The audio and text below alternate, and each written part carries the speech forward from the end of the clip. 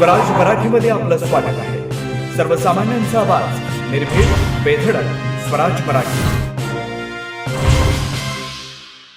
भाजपाचे आमदार सुरेश धस यांनी 2 दिवसांपूर्वी पत्रकार परिषद घेऊन परळीतील व्यापारी अमोल डुबे या प्रकरणात त्या कुटुंबाची भेट घेणार असल्याचं सांगितलं.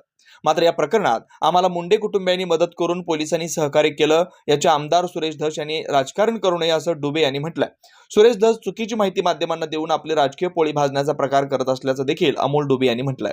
अमोल विकास डुबे 9 डिसेंबरला माझ्यासोबत परळी येथे अपहरणाची घटना घडली, ती सर्वांना माहीतच आहे.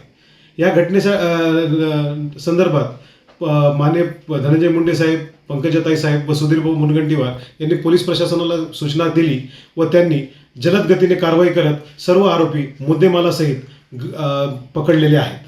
हे त्यांनी जे कार्य केलेलं आहे जलद गतीने, त्यासाठी मी पोलीस प्रशासनाचे अतिशय ऋणी आहे.